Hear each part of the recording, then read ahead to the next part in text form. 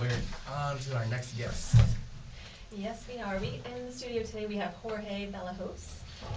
Jorge is a mixed-race poet, essayist, and journalist based in Toronto, and he's the founder of the blog blackcoffeepoet.com. That's one of my favorites. So this is a blog dedicated to showcasing Indigenous and anti-colonial poetry and literature. Hello, Jorge. Hi, how are you? Good. How are you today? Very well, thank you. Honored to be here. Awesome. Awesome. We are very lucky because Jorge has agreed to do a reading for us and for our viewers. So anytime you're ready, Jorge, what are you going to be reading I think I'll read one that relates to the place that we're on, not only in terms of this being Indigenous land, but also Simon Ortiz used to teach at this institution, University of Toronto. He was one of my teachers. And this happened, this is a true story, it's a poem, and it happened here. It's called They Still Around? Question mark. They still around? He asks after I tell him I'm reading Simon Ortiz. Hair all messy, wearing a brown overcoat, carrying a plastic bag, sporting skin privilege. He claims to have written 31 books. I hear his voice come from behind while traveling south on the university line. We walk, we talk while turning at Union. He exits as we start back up toward Finch Station. I wonder how long he'd been reading over my shoulder before saying anything. Poetry? South American? Native American, I say. Close. What tribe? Acoma. From where? New Mexico. They still around? Yeah, raising my voice, along with the book in my hand, showing him a living person wrote it. Someone who speaks his language fluently. Someone who's mastered the colonial language. Someone whose words will carry on after and before the lightning. Gwitch, thank you. That was fantastic. So Jorge, why don't you tell us about your background, perhaps, and also how you came to develop blackcoffeepoet.com. My mom is mixed race. She's Indigenous, Spanish, Chinese, and I just found out we have a little bit of Basque. She's from South America, from Peru, and my dad, for lack of a better word, he's not around, is Arab from Lebanon. So I'm very mixed race. Grew up with the mixed race experience, which I've written about a few times on my magazine. And the way I came about blackcoffeepoet.com is I didn't get into an MFA in creative writing program. And so as opposed to waiting around, I said I'll create my own program. So I researched creative writing classes and programs on the internet, and I talked to three friends who were very helpful. One is doing communication studies, her PhD in communication studies, so she had to research, online publications as well as like radio and TV, everything. And two other friends who, between them, write about 300 blogs a week. Wow. And so I asked them, who better to go to ask, right? Yeah. And so, they told me a lot of advice, and then I did my own research. They gave me links to look at things, and I came up with my own formula. I said, I approached them, and I said, how about I do a review, an interview with that author, and a video of that author, Monday, Wednesday, Friday. So review Monday, interview Wednesday via email, and it shows up as a text on the magazine, and then a video that I shoot for the Friday. And they were like, that's great. And no one has been doing that. No poet, no writer gets a feature a whole week. And so that's what I started doing. It's been a year and 2 months. It's been great. I've got followers in 4 continents. I'm trying to get into the continent of Africa. It's the last one. So soon enough, my interview with Debbie Young is going to bring me there. And I've just got poets, non-poets, readers, writers who are following me, emailing me, and depending on what I feature during the week is the response that I'll get. Well, it certainly seems like your blog is very popular. I know that I follow your blog, and that we're Facebook friends, and I follow your blog. But I also see it linked to on Twitter. I see it on other blogs. Other, fairly well-known blogs are sort of following what you're doing and linking to what you're doing. So for those who are not familiar with what's on your blog, it seems to center a lot around social justice issues, Indigenous, for lack of a better word, Indigenous issues or Indigenous land rights issues. So how do you choose who you focus on or who is shown on your blog? I started off from attending a lot of readings in Toronto, book launches, and the literary world is a white world. Who owns the big bookstores, who runs, everything. You go to a poetry reading, it's mainly white folks. So I was like, I want to provide a space that is going to be for lesser known writers, writers who don't have as much exposure, writers who are even considered not writers because they're not part of the dominant class and don't follow what the old dead white guys do. Robert Frost and all these people. Nothing against those people, you know, I read them as well. But, you know, people who aren't known, you know what I mean? Like someone I featured recently who also did a reading at First Nations House 2-3 weeks ago, Janet Marie Rogers. Not many people know her, and she's a great poet. Yeah, David, I was there as well. She's fantastic. Fantastic. David Grew, who's Ojibwe, and I'm going to feature him pretty soon. People don't know David Grew. He came out with 3 books this year. You know what I mean? So people like that, and so many people in Toronto, you know. And so there is a mandate that I have set for myself, which is I want to feature Aboriginal folk, people of color, queer folk, you know, people who are either are incarcerated or have been incarcerated, you know, women, you know, people with disabilities, and bring the politics to the website. It's not just about writing about your firstborn or something like that, which is great stuff, but you know, like challenging poetry, you know, poetry that's gonna educate people as well.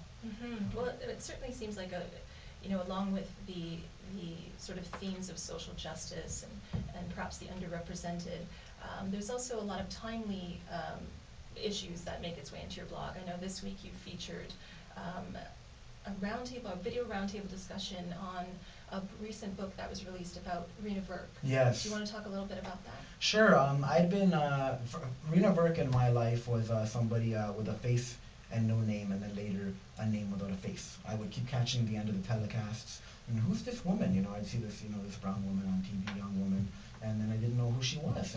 And then sometimes I'd hear the name Rena Virk in discussions when I'd be at gatherings or just hanging out with friends. I didn't know who Rena Virk was, you know.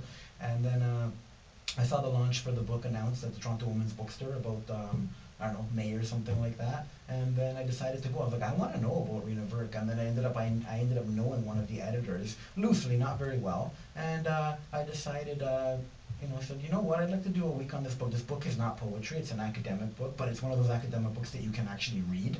It's not full of academic jargon where only academics are going to understand what's going on, and then this story of Rena Virk is lost, which is what happens with a lot of academic books. And there's actually a poem at the front. So I approached the publisher and I said, hey, how's it going? This is who I am, and I'd like to feature your book.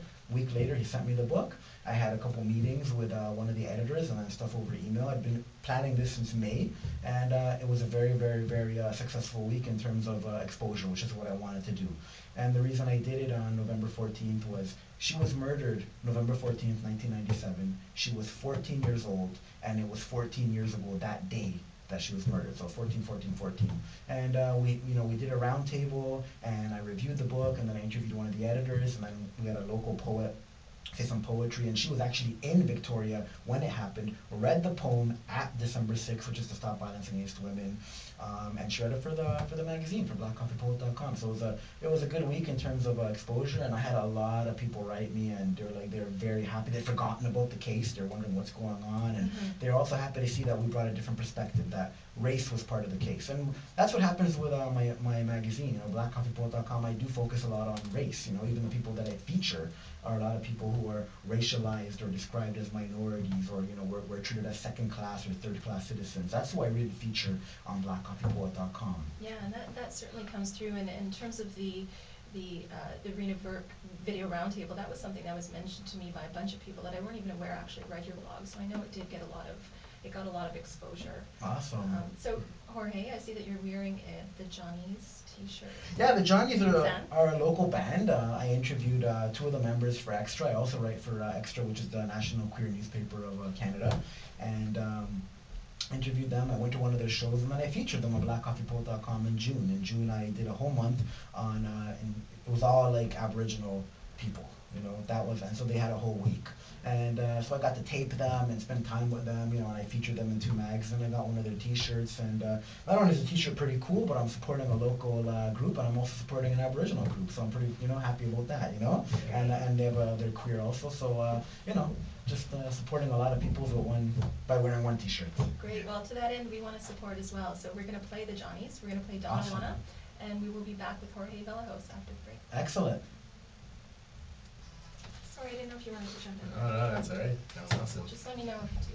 Cool. So Yeah. you guys can just raise your voice when you talk. Sure. I think we are catching it all. Oh, okay. We're on camera now. All right. All right. Right there. I want to take a picture with the 2 of you after. Okay. before we No close. problem. Yeah. Yeah. Awesome.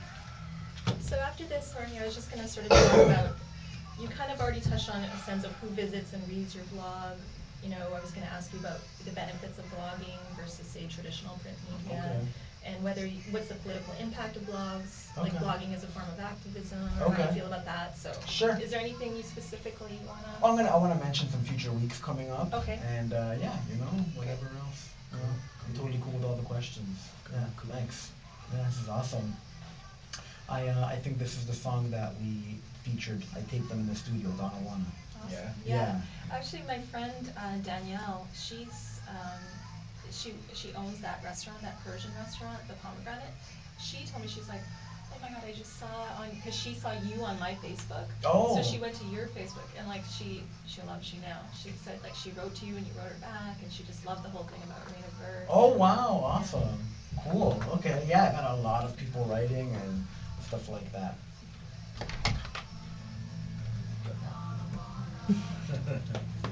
Don't worry, I won't touch it. When we come back from the break, maybe one of the things to get into on the Rena Vert case is the film, because that's really Okay. important for people like know. to and maybe do something about, Yeah. right? And then we won't talk about it too much. We can tell them to go watch the roundtable. Yeah, yeah, exactly. Okay. Yeah. Good one.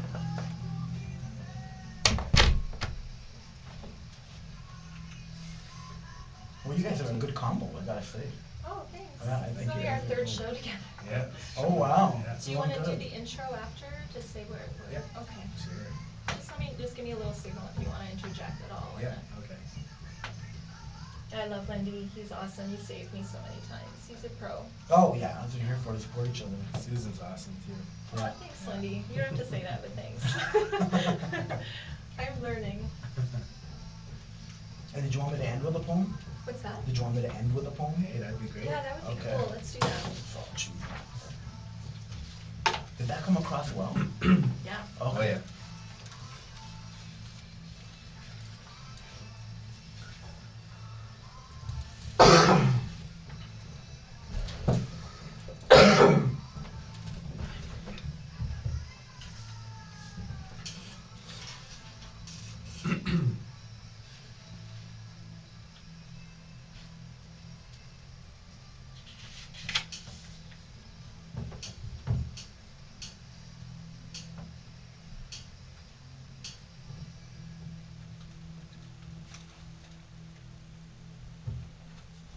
Welcome back. You're listening to Indigenous Waves on CIUT 89.5 FM. My name is Kenosha and I'm here with Susan Blight. Hello, Susan. Hi, Lindy. And you just heard Donawana by the Johnnies. We also have in our studio today Mr. Jorge Antonio Vallejos. Is that right? Vallejos. Vallejos. Pretty close. All right. AKA BCP. Black Coffee Poet. All right. So you had the Johnnies on your on blackcoffeepoet.com, and just during the break you mentioned that that song actually was on blackcoffeepoet.com. Yeah, they were so nice. They treated me very well. They rented out a bigger studio than the one they had, and what they did was they let me tape them for the magazine and for blackcoffeepoet.com, and they played Donna Wanna. And so you can check out a live and exclusive performance in their studio on blackcoffeepoet.com. It was featured in June, whole week on the Johnnies. Same format, review Monday, interview Wednesday, and then video on the Friday. And I also did a story on them for Extra that you can find out Awesome. online. Yes. I know you do very much stay on schedule with your blog. Like as I follow it, I see that you update, very much on schedule for those things. Do you have a sense of who reads your blog? Who visits your blog? Well, I know by the people that email me, and I know that when the American websites pick it up, people comment. So it's basically like-minded folk and I see how they get to the magazine, because in my dashboard, which is a behind-the-scenes thing where I do everything, I get to see what people have searched and what brought them to the magazine. So, one week, crystals will be huge, and people look up blackcoffeepoet.com and they're not going to just go to this week. They'll see other stuff, right? And I just got a comment. It's been a year and 2 months, and I just got a comment. It was something like, best blog piece ever, and it was my review of Not Vanishing, my first ever piece. Someone Googled crystals, boom. My pen pal in China that's how I became pen pals with her. She commented on my interview with Christos, and I'm like, hey, how's it going? You know, where you from? How'd you find it? Because I always email people back, you know, and they were like, oh, well, you know, I Googled White Girl Don't by Christos, and I came up on your magazine. And then from there, now we're pen pals. Wow. Yeah, you know, and she's in Beijing, which is Wow. pretty crazy. You know what I Yeah. mean? So I've got people from all over the place. Australia, Argentina, a lot of places in the States, a lot of places in Canada, and England, Italy, I think Germany, and some other places. It's growing slowly. It's growing slowly. So do you see that as one of the benefits of blogging versus traditional print media? Do you, and are there other Absolutely, benefits? absolutely. I was stuck on print. I still love print. When I write for Extra, I'm always hoping to get in print. When I write for Anishinaabe News, I'm happy because I'm on print. But then the reverse, you know, my stuff with Extra, I can spread it on Facebook. My stuff on Anishinaabe News, it's not really online. If it is, you got to download a PDF. It's harder to feature. So those online things are much easier for it to get out there. You know, when I used to write for one of the university newspapers, I had my own column called The Condor's View. I would carry stacks on me and hand it out on Bloor Street all over campus and give to people. And, you know, Jemais is laughing over there. He's like, hey, read my stuff. Now I don't have to do that. Now it's all online. It's just so much easier. And I don't even know who is reading, because people don't just catch my stuff from the website. When it's cross-posted on, say, racialicious.com, which is a big site, peopleofcolor.com, feministing.com, feminist, when those places put my stuff on, then other people read it, and they just take it from there, and they put it on their, you know, Twitter or their blog or whatever it may be. So, you know, like Michael Packing, he was featured on blackcoffeepoet.com in March, and he went to a conference for Filipinos in California, and someone goes, hey, I saw you on blackcoffeepoet.com. You know what I mean? You know, I'm in Moose Factory, which is 17-hour train ride north, and then a boat ride. And someone walks up to me in the Friendship Center, the youth center, and they're like, "Are you Black Coffee Poet?" Well, it's certainly, yeah, as I was mentioning, You I know know? it's been picked up by other things because I've seen it on other blogs and in Twitter. And so, you know, to a certain extent, Facebook, Twitter, blogging, all of those sort of social medias, tools really have provided an ease of access to your audience. To that end, what do you feel is the political impact of blogging, or do you see blogging as a form of activism? It is. Well, my writing is my activism. You know, I'm not one to really go to rallies and get beat up by the cops and tell war stories after and brag about it. You know what I mean? I'm all about writing. I do attend 3 things a year: December 6th, February 14th, and International Women's Day. But my writing is my activism. The other thing is, I don't have to go to anybody. You know, with the other publications, I have to go to an editor and say, hey, are you interested in this? I run blackcoffeepoet.com. So a lot of the things that other editors don't want, I put on blackcoffeepoet.com. Yeah. You know? Right. The freedom of that is certainly something we're seeing as well with Twitter and its use in say Occupy Wall Street or in Egypt, and people getting together and organizing and passing information that way. So I wanted to ask you actually, going back to what you featured last week, which was the Greenberg Video Roundtable.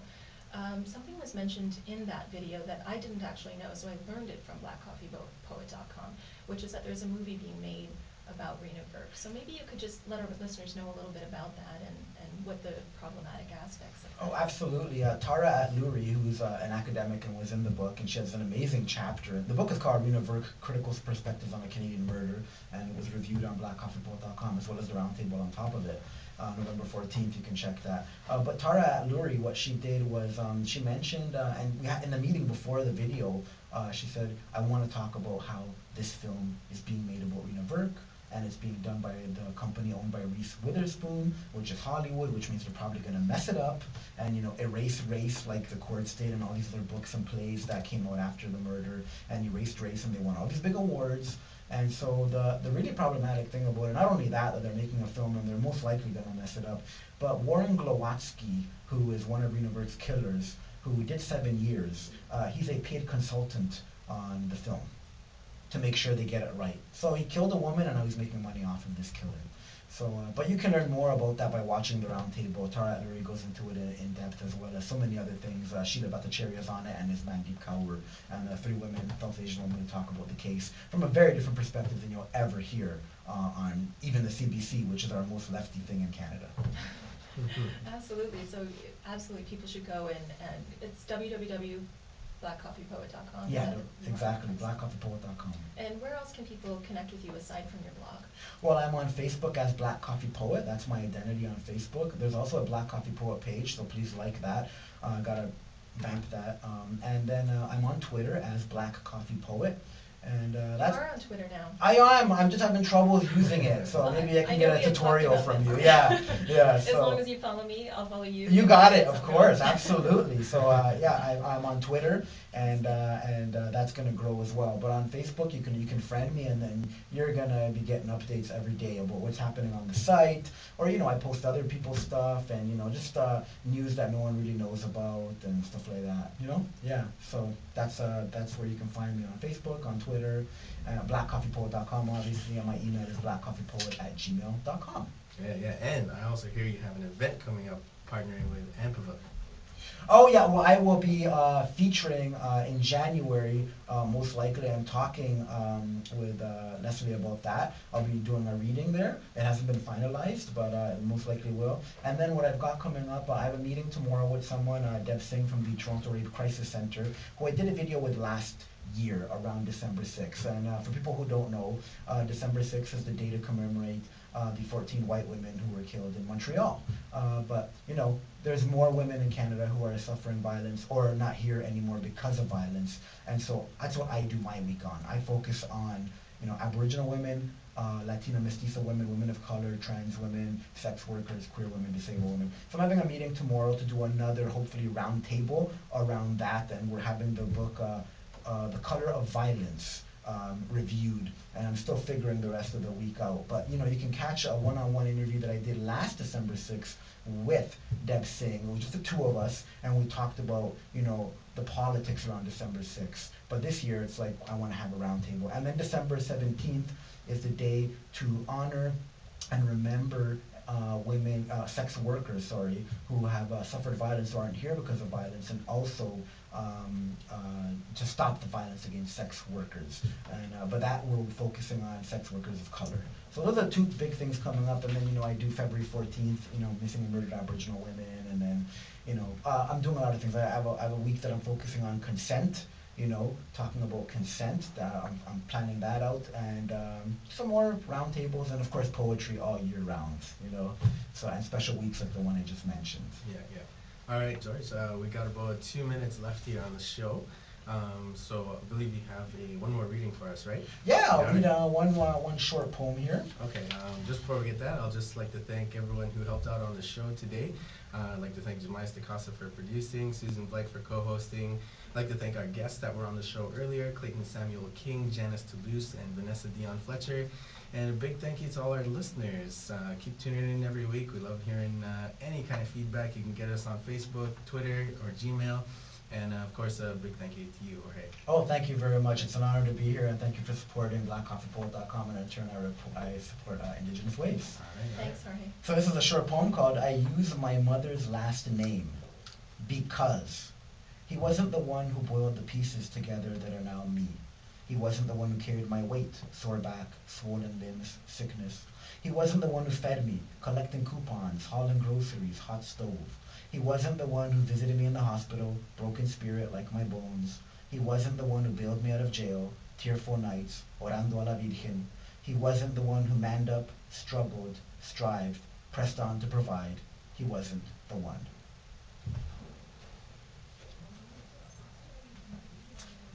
All right. Thanks so much. Oh, thank you. That was great. Well, That was really good. Can you take a picture with us?